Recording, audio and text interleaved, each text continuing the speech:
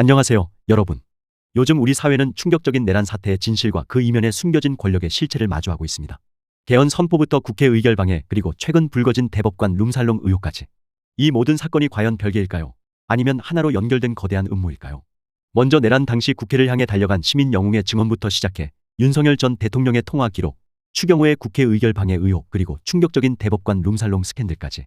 이 모든 퍼즐이 어떻게 맞춰지는지 함께 살펴보겠습니다. 지속 중입니다.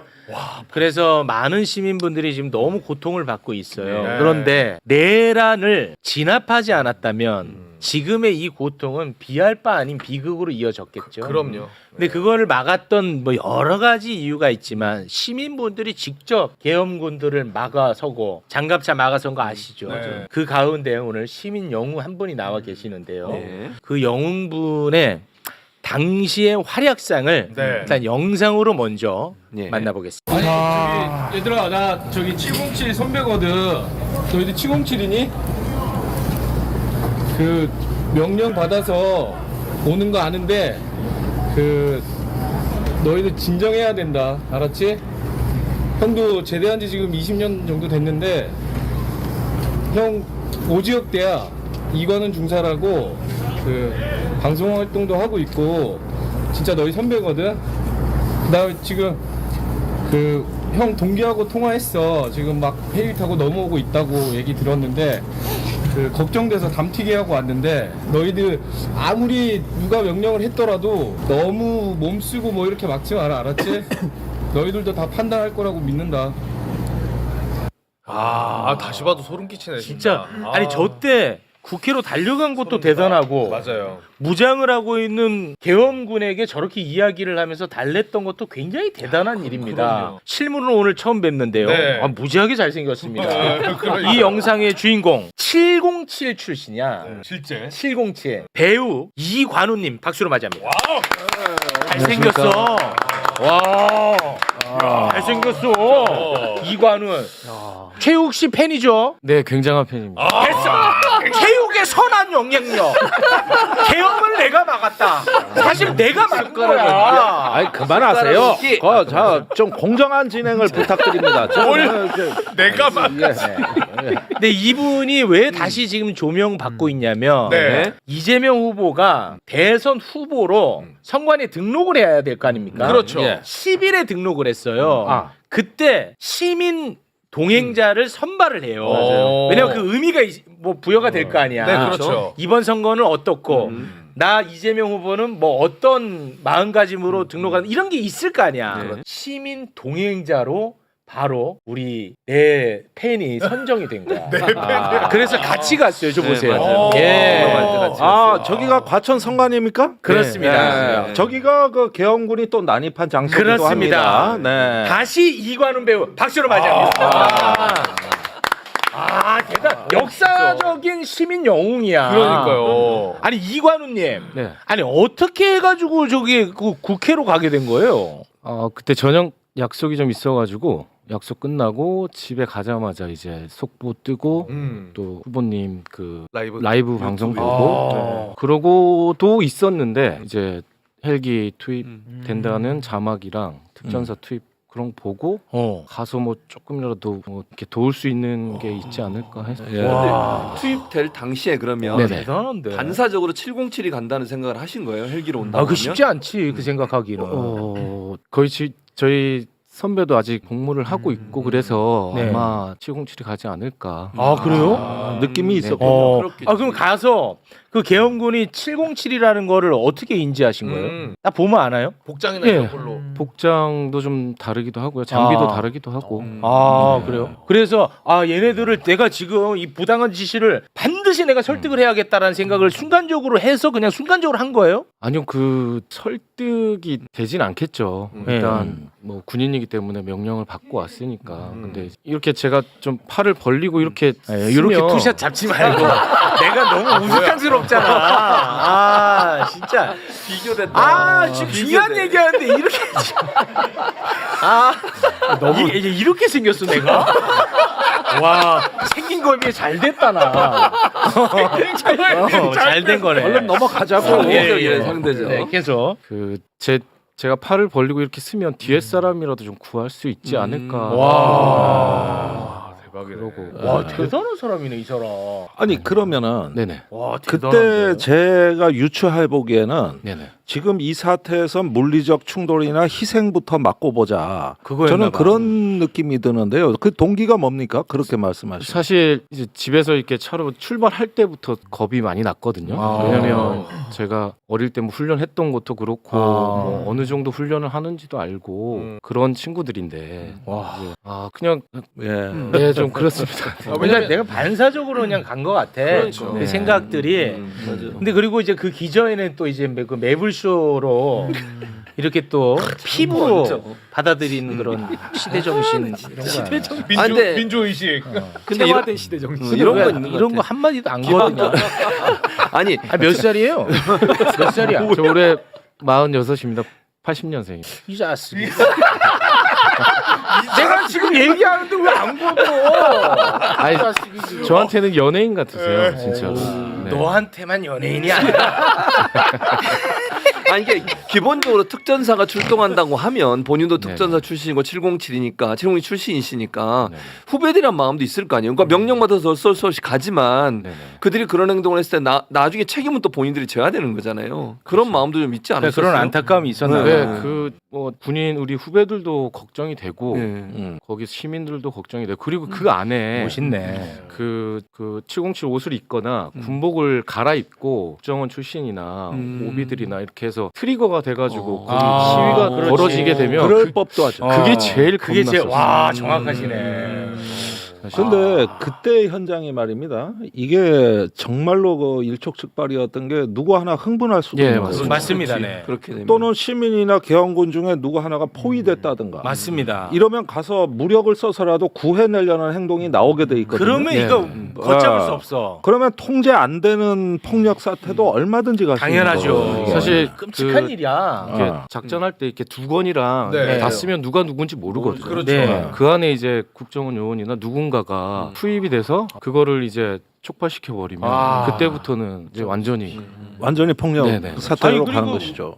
최고의 수장 윤석열은 계속해서 지금 들어가라. 들어가라고 지금 지시를 내리고 있는 와중에 그런 소요 사태가 발생한다? 끝나는 가능합니다. 거지. 아니, 끝나는 거야 네, 그냥. 그러면 공포탄이라도 총성이 들릴 가능성이 높아져요. 네. 그러면 대한민국 민주주의는 그 아니, 순간 그러니까 끝나는 끝장나는 거죠. 거예요. 끝장나는 건데 아. 문제는 피차 두려운 겁니다. 개헌군이나 마거신 이 배우님이나 피차 두려운데 그 말을 할 때 상대방의 눈빛이 어땠나요? 그 이렇게 듣는 눈치였어요? 아니면 무시하는 눈치? 오. 그 괴로워했던 것 같아요. 괴로워요. 이번에 저희 군인들도 되게 미온적으로 소극적으로 좀 작전을 수행했던 것 같아요. 네. 그래서 제가 이야기할 때는 좀 이렇게 릴렉스 하자. 그렇지. 예, 정말 잘한 거야. 그게 침착하게. 그게 네. 가장 좋았어요. 그렇죠. 예. 그 김현태를 좀 알아요? 김현태. 아, 이 자식 나 씹었거든요. 헌재에서. 헌재에서 나 씹었거든. 정말로 비겁한 것 같아요. 왜냐면 김현태. 그 김정래 의원 잘 아시겠지만 저희는 부사관들은 그 쭉 거기에 쭉 있잖아요. 네. 근데 김현태나 이런 분들은 잠깐 그런 양반들은 왔다가 거쳐가는 정식이거든요. 근데 진정한 뭐 707이나 특전사도 아닌 것 같아요. 너무 비겁한 그렇지.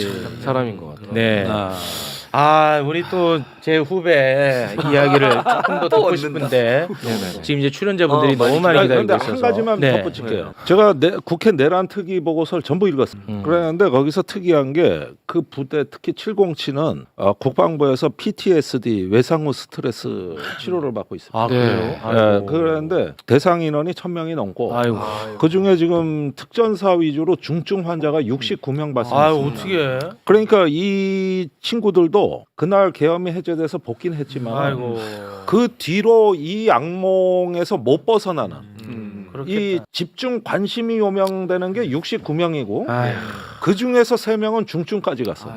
그 영화가 박하사탕이잖아. 네. 이런 건 뉴스에 안 나왔다고. 아 그렇죠. 그래가지고 지금 이분들이 이런 것들을 해소하는 것은 시민들하고 다시 연대와 공감을 회복하는 게 궁극적 치료인데 네. 부대 안에서만 상담을 하고 있는 거예요. 아. 이게 지금 난 굉장히 걱정되는 대목이에요. 네, 저도 사실은 아유. 의원님 말씀하시는 거 이제 저희 선배랑 지금 있는 친구들한테 들었거든요. 네. 그래서 접촉을 금지시키기도 하고 그리고 상담을 굉장히 많이 받고 있는데 그런 것도 밖에 나가면 얘기하지 못하게 하고 굉장히 지금 고통받고 있다고 저는 얘기 들었어요. 거기서 이게 계엄 해소가 안 됐다고 보는 거예요. 네. 시민과의 다시 연대를 회복하는 게 궁극적 치유입니다. 네. 가둬놓고 상담하는 건 또 다른 통제입니다. 이거. 맞습니다. 네. 내가 여기서 분노하는 거예요. 아 지금. 너무 진짜 지금도 마음이 병 들어가고 무너지고 있어요. 맞습니다. 예. 맞습니다. 아 고맙습니다. 우리 그 이관훈 배우님은 지금 어떤 활동을 하고 계시는지 끝으로.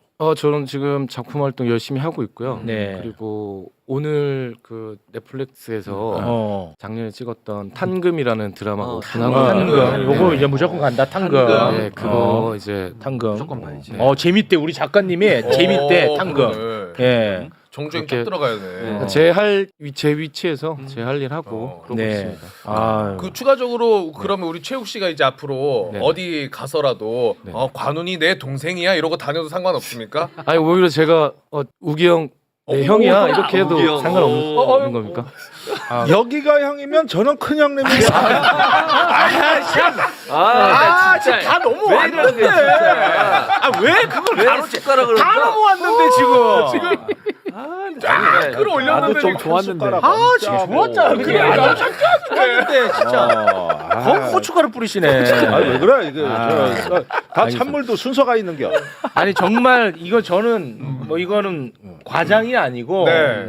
정말 이런 이관훈님 같은 이런 영웅분들 이런 한 분 한 분의 힘이 다 모아져 가지고 결국은 정말 끔찍한 비극을 막아낸 거예요. 맞아요. 그래서 너무너무 감사하다는 말을 꼭 하고 싶었어요. 아 감사합니다. 저는 네.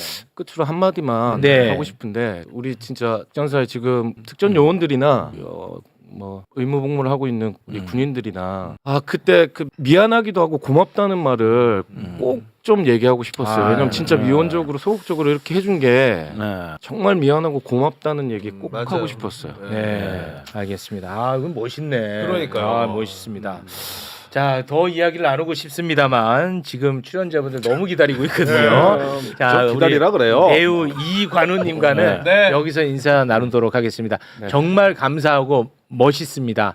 이관훈이었습니다. 대단히 고맙습니다. 고맙습니다. 아, 멋있어. 그리고 이런 시민 영웅을 민주당에서 선발을 해가지고 함께 이렇게 동행했다는 거. 예. 난 그것도 굉장히 의미 있게 봤습니다. 맞아요. 이재명 후보였습니다. 맞습니다. 맞잖아요. 뭐내 말이 틀려. 그 와중에 아첨합니까? 진짜. 자, 빠르게 좀 가겠습니다. 네, 아니, 진도 나가야 돼요. 여기 와 있는데 인사를 한마디 해야 되는 거 아니야? 아니, 진도 일단 나가겠습니다. 네. 알겠습니다. 자, 지금부터 저희가 빠르게 좀 진도를 나가야 될 텐데요. 한민수 의원님과 함께 하겠습니다. 어서 오십시오. 안녕하십니까. 서부걸 국회 한민수입니다. 네. 근데 이관우 배우 막 나갔는데 저 들어가는데 많이 차이는 없지요. 왜 이래 다들? 이거 한번 해야지. 역시 잘생겼네요. 댓글을 안 보시는 게 좋을 것 같아요. 아니 근데 정치인 중에서는 상위권 아닌가요? 정치인 중에 상위권. 제가 상위권입니다. 그런 얘기 듣자고 한 얘기는 아니고요. 언제나 겸손한 마음으로 임하고 있습니다. 본인이 얘기 꺼내서 얘기해놓고. 아니 무슨 뭐 조울증 있어요? 조울증. 뭐 오락가락 하시네. 예, 좀 진지하게 가겠습니다. 네, 진지하게 합시다. 예. 자, 이건 굉장히 심각한 이슈 하나 나왔습니다. 네. 윤석열이 계엄 선포했을 당시에 추경호 원내대표, 추경호를 통해서 국회에서 계엄 해제 의결을 막으려고 했던 것 아닌가? 우리가 계속 의심했잖아. 엄청 얘기했잖아요. 계속 했잖아, 계속. 네. 그런데 윤석열이 사용했던 경호처 휴대전화 통화 내역을 경찰이 확보를 해서 언론에서 이번에 공개를 했습니다. 네. 근데 요거는 좀 헷갈리면 안 되는 게 이 비아폰 서버가 확보가 된 건 아닙니다. 네. 서버가 확보가 된 건 아니고 이 비화폰으로 비화폰이랑 통화를 하면 비화폰 서버를 봐야 돼. 우리가 지금 못 보고 있는. 못 보고 있는 거. 네. 근데 이 비화폰으로 일반 전화에 가면 네. 통신사를 통해서 내역을 확인할 수 있는 거야. 예. 통화한 기록은 그렇습니다. 오케이. 그래서 이번에 공개가 된 내용이거든요. 자, 그런데 와 이거 아주 정말 근데 대체로 우리 의심은 사실로 다 드러나. 맞아. 진짜. 그래서 우리가 안 잡혀가는 거야. 그래서 얘네 잡아가면은 밝혀야 되거든. 이게 핵심이거든. 네. 12월 3일 내란의 밤이죠. 밤 11시 22분에 윤석열이 추경호에게 전화합니다. 그 정신없는 그 시기에 예, 가장 정신없을 때 11시 22분에 추경호한테 전화해서 1분만 딱 얘기하고 끊어. 내용은 몰라. 그리고 12월 3일 밤 11시 26분 윤석열이 나경원에게 전화해서 40분만 딱 얘기하고 끊어. 40초. 40초. 40초 딱 얘기. 내용은 몰라. 자, 그런데 추경호 지난 12월 3일 밤 10시 50분에 추경호는 국회에 도착을 해 있습니다. 10시 50분에 적어놔 빨리. 10시. 얘는 추경호는 국회에 들어가 있어. 됐지? 오케이. 그런데 계엄 당시 추경호가 어떤 교란 행위를 하는지 시간표를 올려주시기 바랍니다. 11시 3분에 즉시 국회로 오라고 문자를 보내고 국민의힘 의원들한테 그리고 6분 뒤 11시 9분 그 장소를 국민의힘 중앙당서로 바꿉니다. 바꿔버려 갑자기. 그리고 윤석열과 통한 이후인 11시 33분과 39분에 예결위 회의장으로 장소를 또 바꿔요. 또 바꿔. 그리고 다음날 돼서 이제 새벽 12시 3분에 다시 중앙당사로 장소를 또 바꿔. 또 바꿔.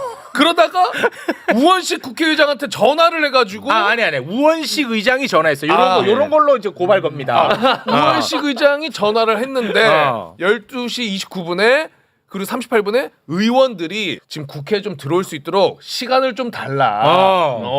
시간을 이렇게 지연 작전으로 갑니다. 네. 우원식 의장한테 의결 못 하게끔 이렇게 해버린 거야. 이렇게 추경호가 시간을 벌고 있을 때 윤석열은 곽종근 사령관에게 전화를 해서 의원들 끄집어내라고 지시를 합니다. 국회 내 의결 정족수가 안 채워진 것 같으니 빨리 국회 안으로 들어갔어. 사람들 데리고 나와라. 문짝 도끼로 부수고서라도 안으로 들어가서 끄집어내. 와 진짜 아찔한 순간들입니다. 자 그런데 우리가 그때도 이걸 다뤘는데 이때 12시 30분 경에 국회 본회의장에 본회의장에 지금 수석 대변인을 하고 있는 신동욱 의원이 들어와 있는 게 포착이 됐어요. 그 사진 잠깐 올려주시겠습니까? 신동욱이 들어와 있잖아. 네. 그래서 우리가 뭘 의심했냐? 얘가 의원들 수를 세서 자꾸 뭔가 보고를 하고 있는 것 아닌가 이런 의심을 했거든. 맞아요. 왜 그런 의심을 했냐?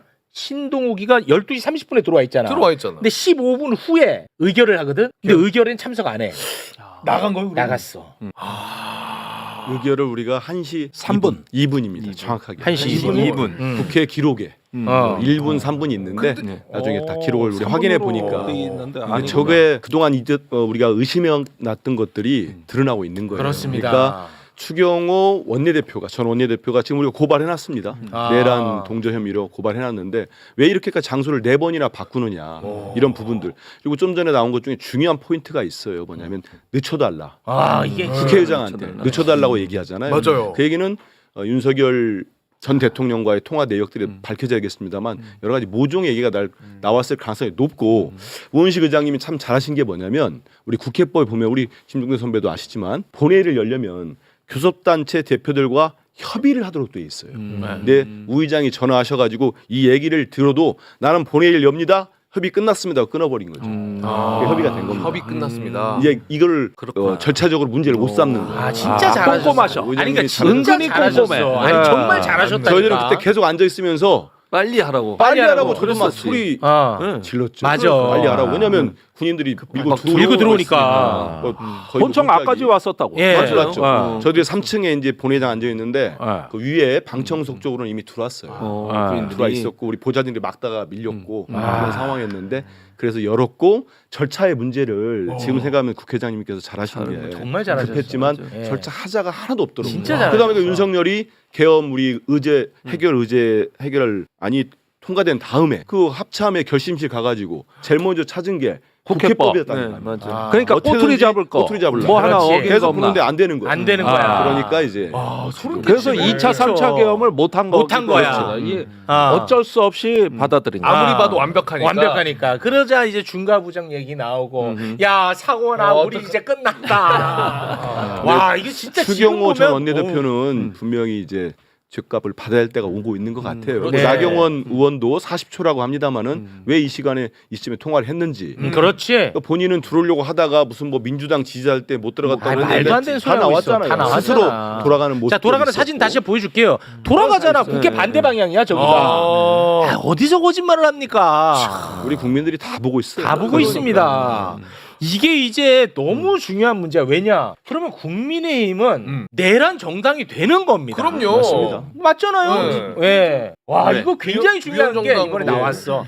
충분히. 네. 아니, 정말 소름 끼치는 게 시간 달라고 한 그 추경호가 시간 달라고 한 그 통화 때 네. 그리고 신동욱 들어와 있을 때 어. 그때 윤석열은 의결 정도수 안 채워진 것 같다. 바로 문 부셔라. 근데 다 같은 시간대야. 그러니까요. 그 소름이야. 우리가 계속 의심했잖아요. 누군가 안에서 알려주고 그러니까. 있다. 아. 너무 그래서 이제 국방부 지금 국방부 협력단들도 제대로 다 철수시켰거든요. 철수시켰어요. 네. 철수했는데 잘하셨고. 그분들이 할 수도 있다 이런 네. 의심을 했던 거죠. 근데 결국 국민의힘의 지도부에서 알렸을 가능성이 높아지는 자, 겁니다. 그러면 한 가지 포인트가 진짜 중요해. 지금까지의 밝혀진 재판 내용은 윤석열이 집권당하고는 상의 없이 계엄을 한 걸로 돼 있다. 맞습니다. 그렇게 되어 있습니다. 이게 일반적으로 다 해서 네. 별다른 문제의식이 없었는데 요 대목은 그러나 우리가 놓쳤던 윤석열과 어떤 국민의힘 사이에 협조 라인이 있었다.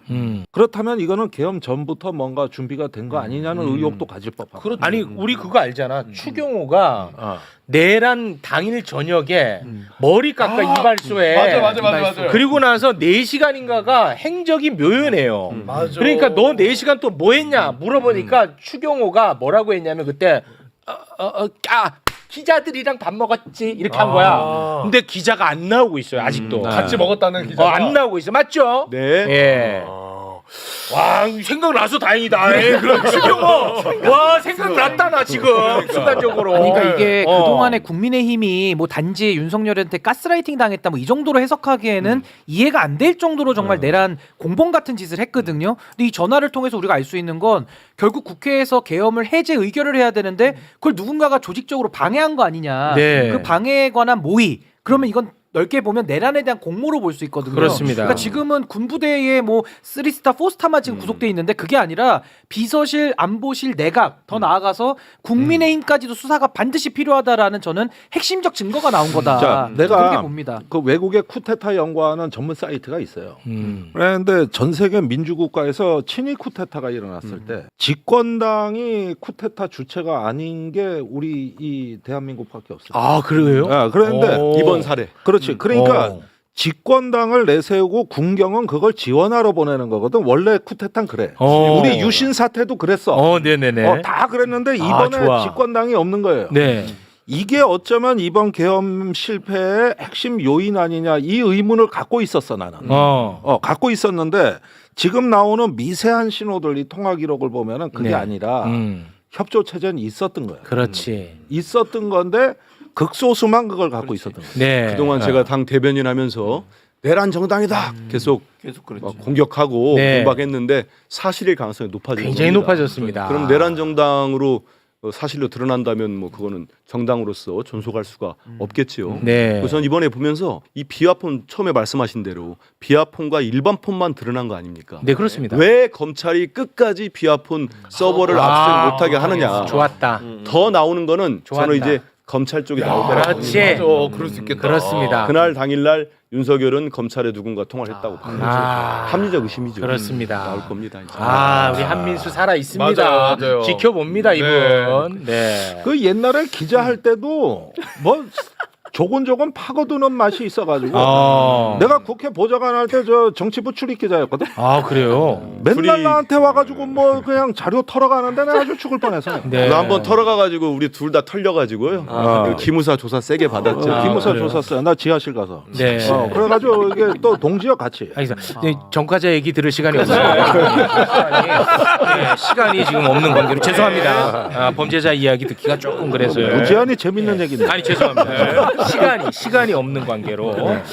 자, 우리 지금 다룰 게 지금 너무 많은데 자, 통화 내역 아까 이야기했잖아요. 네. 통화는 이게 윤석열의 통화 내역. 네네. 그 가운데 뭐 지금 다른 건 다 넘어가고 국무위원들하고도 막 통화하고 많이 맞아요. 했더라고. 다 넘어가고 12월 6일에 6일. 12월 6일에 3일 윤석열이가 한상진 전 검찰총장이랑도 통화를 했더라고. 예, 사진 좀 올려주시겠습니까? 한상진. 한상대. 한상대? 한상대 전 검찰총장이랑도 통화했어요. 근데 이 한상대가 왜 중요하냐? 이 사람이 검찰 동호회 회장인데 그렇지. 2월에 윤석열 부속 취소 청원서를 회원들에게 돌렸어. 그리고 나서 희대의 사건이 발생하죠. 지기현이가 윤석열이를 풀어줬잖아. 맞아요. 네. 그때 이 한상대가 회원들에게 보낸 문자 띄워주시겠습니까? 동호회 회원님들의 도움과 협조로 윤 대통령께서 석방되셨습니다. 석방 청원에 동참해주신 회원님들께 깊은 감사를 드리고 모두 건강하시고 평안하시길 바랍니다. 와, 그러니까 윤석열하고 한상대 통화한 거 나왔잖아. 그럼 설마 윤석열, 한상대, 지기현 우리가 모르는 뭔가 커넥션이 있는 거 아니야? 의심하게 됩니다. 그렇죠, 맞죠? 그렇죠. 네. 의심 안 하는 게 이상합니다. 자, 지기현이가 너무나 무리하면서까지 윤석열을 풀어줬기 때문에 우리가 의심을 하는 건데 매우 의아하다라고 생각하고 있는 참에 지기현 룸살롱 접대 의혹이 터졌죠. 그렇죠. 맞습니다. 룸살롱 접대 의혹과 윤석열 석방 사이에 어떤 연관성이 있을까를 두고 인생을 걸고 취재하고 인생을 걸고 분석하는 사람이 우리나라에 살고 있었으니 네. 그자는 바로 이상우 기자님입니다. 박수로 맞아. 일어났어요. 김현장에 이어. 그렇습니다. 김현장에 이어 이걸 지금 취재하고 분석하고 있는데 말이지요. 잠시만 좀 기다려 주시고 일단은 이 민주당이 룸살롱 접대 의혹을 제기를 했는데 법원이 약간 뭉개는 느낌이었잖아요. 중앙지법에서. 예, 뭉개는 느낌이었어. 그런데 이제 민주당은 쥐기현 얼굴이 있는 증거를 지금 또 대중에게 까는 것은 요거는 너무 사법부를 압박하는 모양새가 될 것 같다고 해서 그 증거는 대중에게 공개하지 않고 요거를 법원 행정처에 제출하는 쪽으로 하겠다라고 입장을 냈더라고요. 네네. 그리고 나서 대법이 또 입장을 냈는데 지기현 부장판사 의혹 윤리 감사관실에서 확인 중이다. 이런 입장이 또 나왔습니다. 대법원에서. 네. 여기까지만 사실관계 정리하고 네. 우리 이상우 기자님 만나 뵙겠습니다. 궁금하다 이거. 와, 나도 궁금해. 잘 정리해 주시죠. 네, 반갑습니다. 네. 일단 뭐 기자는 질문하는 직업이니까 그렇습니다. 여러분들 마찬가지시겠지만 질문을 좀 몇 개 만들어 봤어요. 네. 왜 주기현은 저토록 무리를 할까? 그렇지. 그리고 판사들 대부분이 동의할 수 없는 이상한 행동들을 왜 할까? 라는 게 하는 게 첫 번째 질문이고 두 번째는 지금 룸사롱이 이게 왜 터졌을까? 네. 네, 사실 뭐 저는 그렇게 선정적인 소재의 취재를 별로 즐기는 사람입니다. 가벼워. 가벼워. 이 사안의 본질이 과연 그렇게 선정적인 그 룸사롱의 이슈에 그쳐서는 안 된다. 그렇지. 라고 하는 게 과연 이게 큰 그림 속에서 어떤 이게 그렇지. 맥락을 조각일까? 찾아야 돼요. 마지막으로는 조이대와 전체적인 흐름을 봤을 때 이게 탈출국부터 시작해가지고 파기 환송에 이어지는 전반적인 흐름이 누가 봐도 복식조야. 전문용어로 갬빼이야. 근데 이게 따로 떼서만 봐서는 안 되는 문제거든요. 그렇지. 법원 전체 가지고 뭔가 범죄적인 그 조직 플레이를 하고 있는데 그 연결고리가 어떻게 맺어지는가? 그렇지. 라고 하는 질문을 네. 좋은 던지면서 일단 기본적으로 보도가 막 쏟아지는데 그걸 조합하는 과정에서 이거 창안점이 발견됐어. 와. 그래서 이제 그때부터 취재를 하기 시작한 거야. 난리 났다. 네. 난리 났다. 근데 설명이 돼 나한테. 오. 그래서 이걸 어떻게 할까 하다가 이걸 매불쇼에서 우리 최욱 씨랑 같이 얘기하면 좋겠다. 라는 생각이 이르렀습니다. 좋습니다. 네. 첫 번째. 자, 첫 번째 갑니다. 룸사롱 사건이 왜 튀어나왔을까? 그 룸사롱 사건에 그치면 안 돼요. 지금 보면 존경하는 우상호 의원이나 그리고 존경하는 일단 그냥 형식적인 의미입니다. 몇몇 의원들은 요거는 개인적인 사생활의 문제 아니냐. 아, 무슨 얘기야. 지금 선거 국면에 이거 너무 집중하지 말자. 뭐 이런 취지로 가시는데 무슨 이게 사생활이야. 전체적으로 아니, 그 자체도 되게 중요한 범죄적인 행동인데 이게 왜 터졌을까 하다가 계속 도는 찌라시들을 종합하면서 취재를 거듭해 보니까 거기 뭐가 나오냐면 원래 이게 캐비넷에 있던 거야. 어디 캐비넷? 그렇지. 어느 캐비넷이냐가 중요하잖아. 근데 어제 한동훈이 이번 선거 국면에서 아무런 현안 관련 발언한 적이 없어. 네. 주로 이제 기타 활동이라든가 뭐 양고기 과자 활동. 그렇지 쪼리뽕 활동 이런 거 하다가 갑자기 어제 현안에 관련해서 뭐라 그랬냐면 요거 검찰의 캐비넷이 아니다 라고 발언했어요. 검찰은 캐비넷 없고 특히 이건 검찰 캐비넷은 아니다. 제가 검찰 캐비넷에 많이 채워준 사람이기 때문에 검찰의 캐비넷에 있는 건 아는데 왜 진의 캐비넷이 아니라고 했을까? 이거는 진의 게 아니게 맞기 때문이에요. 아, 아닌 게 맞기 때문이야. 확인해 보니까 검찰 캐비넷이야. 아 경찰 캐비넷이야. 아, 경찰. 그러니까 한간에 도는 찌라시들이 3개월 전에 무슨 이상한 관련된 룸사롱 조사가 있었다 하는 썰이 있었어요. 그 썰의 근원지를 통해서 제가 더블 체크를 했어요. 그랬더니 경찰이 2월경에 강남 올해 2월경에 강남 룸사롱과 관련된 불법 영업 활동에 대해서 단속한 바가 있다는 첩보를 얻었습니다. 그런데 그때 뒤지다 보니까 여기 판사도 있고 괜찮아. 근데 하다 보니까 정치인이 나오고 정치인이 나와? 그래서 한 그 이제 주요 인사들이 한 20명 되는데 덮은 거야. 덮었어. 정치인이 있으면 못 들어가죠. 정치인 뭐 민주당 정치인이면 좋다고 했겠지만 아닌가 보지. 그래서 덮었어. 제가 이게 소송 때문에 조금 연막을 좀 치고 있습니다. 네. 그래서 이게 캐비넷에 들어가면 요 캐비넷은 요새는 다 연결이 돼 있습니다. 뒤로. 지네 아는 놈들끼리는 알아. 그러다가 당연히 생각을 해보세요. 거기 판사도 있는데 정치인도 있어. 그러면 정보보고로 다 퍼지잖아.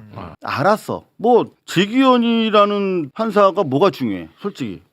윤석열 사건 맡았으니까 중요하지. 그렇지. 그리고 탈옥시켜줬으니까 더더구나 중요해. 그렇죠. 나중에 보니까 지기현이 윤석열 재판을 하네 이렇게 된 겁니다. 와, 이거는 굉장히 중요한 포인트인데. 열나 중요하지. 근데 제가 50분을 기다렸어요. 이 얘기를 해야 되는데. 와서 여기 네. 와서. 야, 이게 있었어. 이게 그러니까 사실이라고 가정하자면 캐비넷에 있었어. 지기현은 사실 의미가 없어. 그냥 그냥 판사지. 뭐 여러 판사 중에 하나인데. 근데 하필이면 지기현이가 윤석열 형사재판을 맡았어. 지기현, 룸살로? 야, 약 좀 파고 들어가자. 자, 그러면 대한민국에서 이런 경찰 캐비넷과 관련된 고위층 관련 정보를 공유해서 요걸 가지고 뭔가 아이디어를 굴릴 정무적으로 장난칠 수 있는 사람들은 많지 않아. 많겠죠. 아니냐. 그러니까 많지 않다고? 그렇지. 경찰 수뇌부와 용산에 연결된 그 언저리에 있는 사람들밖에 없어. 이렇게밖에 얘기할 수 없어요, 저는. 떠오르는 사람. 그렇지. 뭐 있어? 진짜 진행 잘하세요. 저는 제가 봤을 때 최욱 씨보다 곽수산 씨 때문에 빛나는 거야, 당신이. 아니. 수사인은 싫어해 그런 말을. 그런 말 싫어요? 왜냐면 잘리거든. 잘려? 그런 말을 싫어. 근데 존재감이 너무 없어서. 그래서 제가 부담스러워하잖아요, 수사님. 자, 그런데 이거를 이제 아주 핵심이겠지. 소위 말하면 윤 씨 측근 중에서 거기서 딱 캐치가 된 거야. 지기현 우리가 컨트롤할 수 있겠다. 찐윤 중에 이 정보를 접할 수 있는 누군가가 찐윤 뭐 이런 말도 위험해. 찐윤. 그냥 이제 용산 언저리에서 정보를 다루면서 정무적으로 기획을 할 수 있는 사람이 딱 이렇게 가자 이렇게 된 거야. 잠깐만요, 단속 좀 하고. 자, 여러분 댓글 달지 마시고 빨리 누구 이름을 자막 막 넣어. 아니 이름을 댓글. 단대 저기. 이름 자꾸 댓글 하지 마세요. 예, 네. 계속해 주세요. 자, 그랬어. 그게 2월경에 캐비넷에 들어갔는데 2월 말부터 이제 그걸 써먹기 시작했겠지. 그죠? 그러면서 뭐 어떤 일이 발생했어? 바로 3월 8일 날 윤석열이 석방되는 거야. 그렇죠. 그리고 이제 본격적으로 이 사안에 대해서 컨트롤이 들어가. 그런데 요게 그러면 민주당으로 일부 제보가 갔잖아요. 그래 거기서부터 더 궁금해. 중요한 질문이십니다. 자, 여기서 지들끼리 요 정보를 아주 보안 속에서 유지하면서 편의대로 지기현을 통제할 수 있다고 믿었겠지. 뭐 그렇겠죠. 근데 이 지기현이 어떻게 했을까요? 야, 누가 이거 불었어.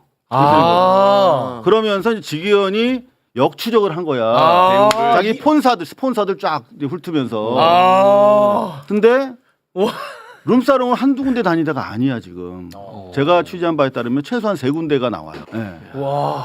SSB 이렇게 나와요. 와, 영화가 그런데 그 과정에서 어. 이제 생각을 해봐. 너 이 새끼 너 왜 누구 불었어? 나 안 불었다니까. 불었잖아 이 새끼야. 그럼 내가 지금 다 이것 때문에 지금 재판도 이렇게 막 미치겠어 이렇게 된 거야. 그 과정에서 더 틀어진 거지. 아, 더 틀어져. 이 새끼 나를 내가 너 불러가지고 내가 맨날 술 사달라고 그래갖고 내가 결제하고 그랬는데 나를 의심해 이 새끼야. 이렇게 된 거야. 더 틀어져. 억울한 스폰서는 그렇지. 내가 돈 뜯긴 것도 열받는데 그러면서 이제 하나는 뉴탐사로 가고 그게 이제 700만 원짜리 연수원 통기. 다른 하나는 민주당으로 간 거예요. 그럼 다른 거네 두 개가 전혀. 달라. 달라. 자세히 보면 보이는데 자세히 안 봐 기자들이. 자 그래서 달라. 이제 민주당 쪽으로 이렇게 막 여기 가면서 어떻게 됐어? 요게 이제 국임당에서 자기들이 원하는 대로 통제가 안 되는 상황이 된 거야. 와. 근데 민주당에서도 이 전체 그림을 잘 몰라. 와, 대박. 이게 그냥 아직까지 우리 존경하는 이상호 아닙니다. 우상호 의원님 같은 분은 이거 뭐 사생활이고. 아이, 그 얘기 하지 말고 그렇게 생각하는 사람 없으니까. 일부 있다니까. 그게 아니라는 걸 말씀드리려고 나온 겁니다. 네. 이게 그 개인 비리의 문제가 아니라 전체적인 사법이 범죄화된 사건이에요. 그렇습니다. 사법 체계가. 네. 자, 그럼 여기서 물어봐야지. 왜 사법이 범죄화됐냐고. 한 사람인데. 조이대랑 관련성이 대단히 농후한 지점이 있어요. 어떻게? 자, 뭐냐면 어떻게? 일단은 여기서 앞에서 제가 좀 강조해야 될 부분이 뭐냐면 요 폰사들을 만나면서 막 이제 억울함 하소연하고 이러면서 이제 틀어졌어.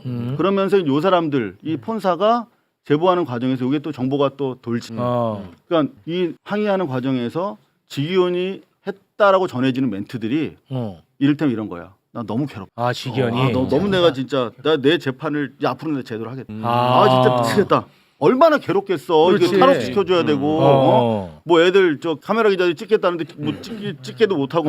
비공개로 해야 되고. 너무 고통스럽잖아. 지하로만 오게 해야 되고. 그렇지. 지하로 오는 건 지기현이 한 거 아니야. 그렇지. 서울 고법에서 한 거. 정확히 요런 걸로 고발 걸리는 거야. 가만히 있어. 그냥 듣고만 있어. 계속 하시고. 너무 심하게 하지 마. 아니, 얘 고발되면 내가 도와줘야 되니까. 네. 그런 와중에 이제 요런 진술까지도 역으로 들어가면서 이게 지기현이 실제로 조종당했구나, 인질이구나 하는 부분에 대해서 저는 좀 더 확신을 가깝게 가질 수 있었다 하는 부분인데, 자 그럼 다음 질문으로 넘어가서 조희대랑 어떤 관계냐? 그러니까 우리는 조희대를 계속 비난을 했어요. 왜냐? 지기현이가 너가 봐도 내가 봐도 이상하게 탈옥을 시켰어. 그렇죠. 그런데 조희대는 한마디 말이 없어. 이걸 계속 비판했거든요. 예. 아니 정상인이라면 당연히 이거 제재 들어가야 되거든요. 그럼. 안 들어갔단 말이야. 그리고 조희대가 나중에 사고까지 딱 쳐. 그러니까 이게 여기 뭔가 걸려 있는 게 있지 않겠느냐. 자, 해주세요. 제가 지난주 금요일에 와가지고 김현장 지분 8% 있다. 그것 때문에 지금 제 일가 친척들이 다 전화해가지고 돈 좀 꺼달라고. 근데 그거는 이제 그런 지분 아닙니다. 아니고 네. 중요한 거 그때 드렸던 말씀이 김현장은 보이는 것보다 훨씬 더 광범위하다. 그렇습니다. 그래서 서석호 개인한테만 집중하지 마라 그랬거든요. 네. 근데 서석호가 사실 나온 게 별로 없어요. 예. 근데 그날 나온 게 또 있었어. 사실은 기자들이 눈치를 전혀 못 챘어. 국회에 바로 나왔을 때? 법사위에서 서영교 의원의 질이었어요. 그래요? 근데 모르잖아 지금. 뭐였어요? 서영교 의원이 정말 중요한 얘기를 했단 말이야. 서석호 변호사한테. 김건희 만났냐? 아니 그 당시 질의를 대법원에 대해서. 근데 제가 어제 서영교 의원을 만났더니 자기의 질문의 중요성에 대해서 완전히 모르고 계시더라고요. 본인도 몰라. 본인도 했는데 그럴 몰라. 수 있어요. 이게 그죠? 중요한지 안 중요한지. 내가 같이 국방위 해봐서 알아. 내 옆자리였어. 아니, 뭐야 빨리 얘기해 줘. 그 다큐멘터리로 받으시면 어떡해요. 그러니까. 빨리 얘기해 줘. 빨리. 네. 자, 서영교 의원이 한 열흘 전쯤에 먼저 1차 질의를 해. 조희대한테. 그 질의를 이제 조희대는 없지만 법원행정처장한테 천대요. 이제 물어보라고 한단 말이야. 네. 뭐냐면 내가 제보를 받았는데 조희대가 윤석열한테 임명장 받은 직후에 이재명 사건이 대법원에 올라오면 내가 우선적으로 처리하겠다. 그 라고 얘기했어. 했다. 그렇죠. 그 일종의 충성사기고 이재명 죽이잖아. 네. 그 진술 제보 A랑 전혀 다른 출처의 제보가 또 온 거야. 그거를 그저께 물었다니까. 무슨 얘기였냐면 그거는 이제 그 조희대의 충성서약 취임 직후였고 요거는 25년 4월 6일 조희대가 26년 4월 6일이면 이틀 전 4월 4일 날 윤석열이 파면됐고 네. 그리고 일주일 전 3월 26일 날 이재명 대표가 2심에서 무죄 받은 무죄 상황이었어. 나왔어요. 자 그러면 요 상황에서 어떤 얘기를 했는가 되게 중요하겠지. 근데 요건 내 말이 아니라 거기서 테이프를 틀었다니까 서영교 의원이 무슨 얘기인지 잘 모르면서 네. 어떤 얘기냐면 똑같아. 이재명 사건이 대법원에 올라오면 내가 알아서 처리하겠다. 이거 신속하게 처리하겠다가 아니야. 알아서 처리하겠다. 그리고 더 충성서기 강화돼. 아니 지금 말씀하신 내용을 제가 몰라서 여쭤보는 건데 네. 그 녹취가 누가 얘기하는 거예요? 제보자 B.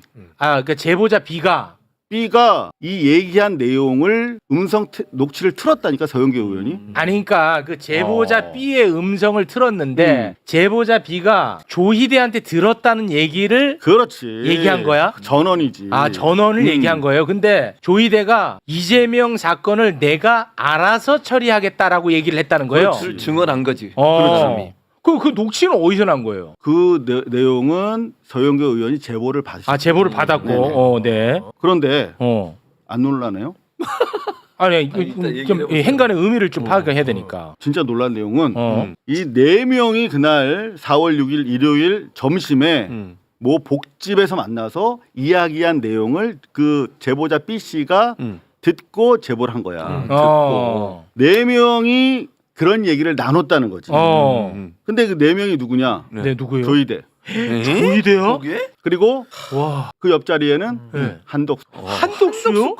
와, 씨, 뭐야? 너무 큰 얘기 아니야 이거? 그 옆자리에는 검찰총장 출신 정상영.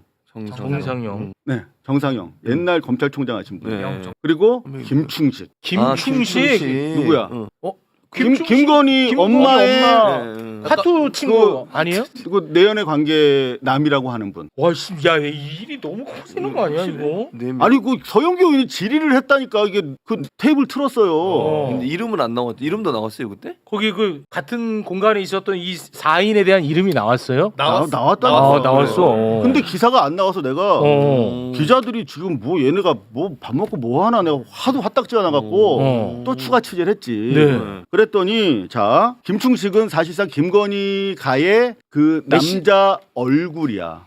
메신저로 보면 되겠네요. 메신저 겸 그 집안 비즈니스 패밀리 비즈니스 고문이에요 이분이. 네. 그 윤석열이 깍듯하게 모신다고 자기 장인처럼. 그리고 뭐 정진석도 소개해주고 그래. 그러니까 그 네 명이 모인 자리에서 조희대가 충성사역을 한 거야. 올라오면 내가 알아서 처리한다. 그 조폭들이 하는 얘기잖아. 알아서 처리한다는 건 죽인다는 거잖아. 근데 그 자리에 한덕수는 윤석열의 법적 대리인이지. 법적 대리인이니까. 그리고 김충식은 실제적인 윤석열 일가의 대리인이지. 그렇지.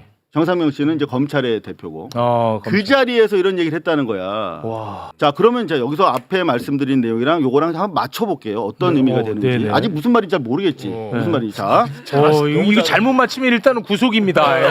네. 자, 요거 잘못 맞히면 구속됩니다. 옆에 변호사님 계시니까 네. 괜찮아. 자, 일단 그 복집에서 만난 건 몇 월 며칠이에요? 4월 6일 4월 점심. 6일. 파면 결정 이틀. 이틀 후에 얘들은 여전히 여유가 있었던 거야. 근데 조희대가 서석호가 알아서 한 4월 6일에 윤석열 관저에 갔던데. 서석호는.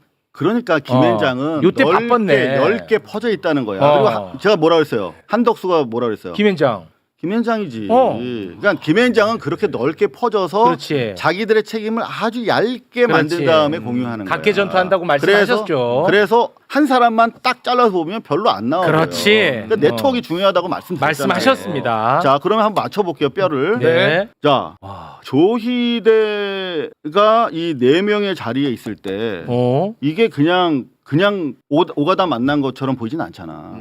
요거는 윤석열의 뜻이잖아. 그렇지. 그 윤석열 캠프에서 이런 음모를 조직하고 공작할 수 있는 사람이 몇 안 돼요. 네. 몇 안 돼. 네. 제가 봤을 때 이 정도밖에 안 돼. 네. 자, 그 사람은 조희대가 이날 모여서 이야기한 내용을 알아.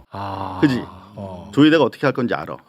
기획자. 그런데 직위원회 캐비넷의 존재를 끌어들여서 이걸로 탈출극을 벌이자라고 기획한 사람도 아주 소수고 몇 안 돼. 뭐 그렇겠죠. 근데 요 사람도 이렇게 맞추면 동일인이거나 그 캠프 안에 있는 몇 사람밖에 안 되는 거야. 그러니까 무슨 말이냐면 네.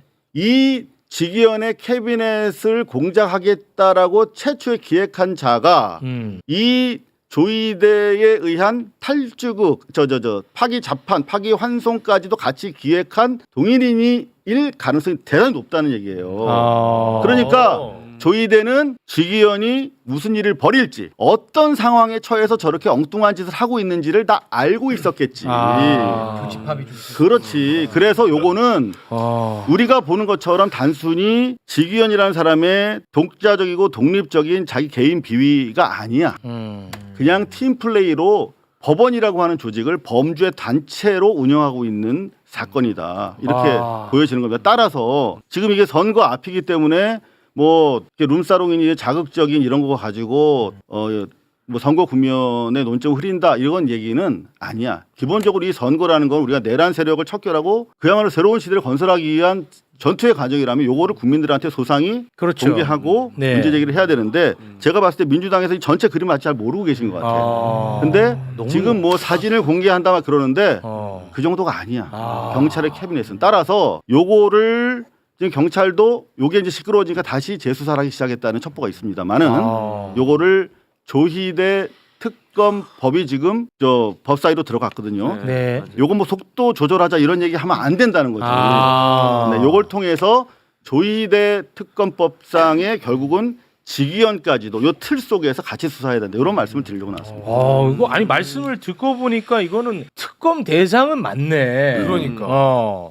이게 그 팔 게 굉장히 많네. 그러니까. 와. 아니, 이게 사실이라고 하면 네. 정말 이거는 이거는 특검을 해서 진짜 완전히 난리 들춰내야 날 돼요. 일이지. 난리 날 일이죠. 아니 만약에 진짜 말씀하신 게 사실은 한덕수, 조희대 이런 사람이 함께 있었다는 거 아니에요? 그거는 이제 제보를 통해서 서영교 의원이 밝힌 거니까 우리가 편하게 인용해도 돼요. 그거 뭐 서영교 발로 쓰면 되니까. 네. 근데 제가 말씀드렸던 부분은 정보기관이랑 경찰 통해서 제가 상당히 확인한 부분이고 이름들도 다 검명이 되는데 그거는 제가 다음 주 매불쇼를 위해서 아껴두겠습니다.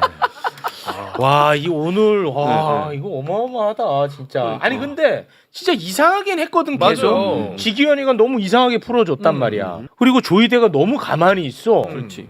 그렇잖아. 맞아. 근데 나중에 봤더니 그 가만히 있던 애가 너무 전향적으로 사고를 쳐. 이 세 가지가 이상한 건 맞았어. 맞아. 그런데 아니, 저 가설이 맞다면 이게 이해는 이해가 되지. 되는 거지. 설명이 되죠. 설명이 되는 실제 거지. 지기현은 지금 대단히 괴로워하고 있고 너무 괴롭다. 난 이제 내가 알아서 이제 재판할 거야. 뭐 이런 그래서 토로를 했다고 전해져요. 지기현이가 조금씩 태도 변화가 나오잖아. 눈치 보면서. 그것도 설명이 돼.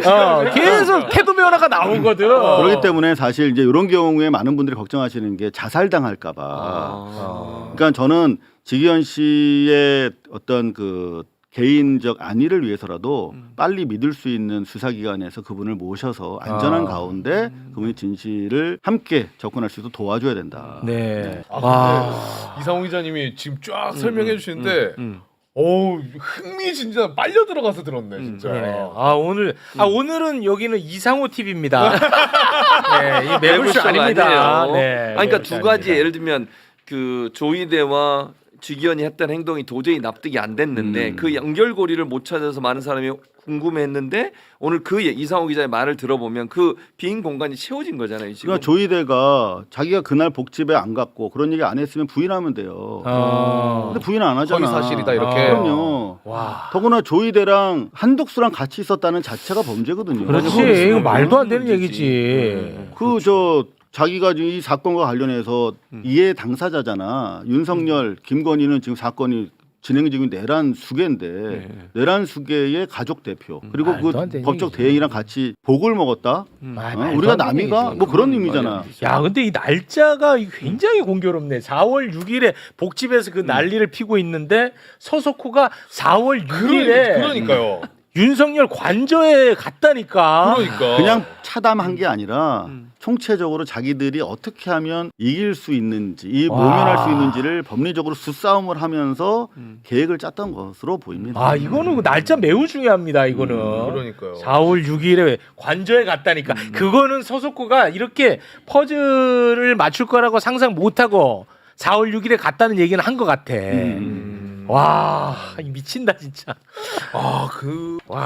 한덕수가 출마한 것도 그럼 만약에 실제로 같이 있었다고 하면은 그러면은 또 퍼즐이 하나가 더 맞아지는 거야. 그렇죠. 왜냐?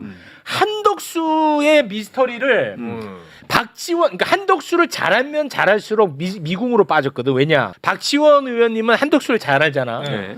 얘는 되는데 아니고는 안 가는 앤데. 그러니 맞아요. 왜 안 되는 데인데 계속 가는지 모르겠다. 얘는 안 된다니까. 맞아. 안 된다니까 계속 얘기했는데 그러니까. 계속 갔단 말이야. 맞아. 그러니까 이 말이 사실이라면 이재명 후보를 낙마시키는 것은 만약 한덕수가 출마할 생각이 있었다면 그게 유일한 방법인 거잖아요. 네. 상황적으로 본다면. 근데 만약 이 안에서 이상호 기자 말처럼 이런 얘기가 오갔다고 하면 조희대 대법원장이 만약에 내가 정리해 줄게요라고 얘기를 했다는 게 사실이라면 한덕수 입장에 당연히 출마할 명분이 생기는 거죠. 생기지. 왜냐면은 이재명만 없으면 한덕수 그렇죠. 건데. 네. 그런 상황이 되는 거예요. 실제로 대단히 유력한 국제 정보, 뭐 우리나라 최고의 정보기관의 보고서에 이미 2월 말경에 정진석이랑 쌍권총이 만나가지고 한덕수를 옹립하는 안을 세웠다라고 하는 정보보고가 있어요. 그런 거는 어디 있어?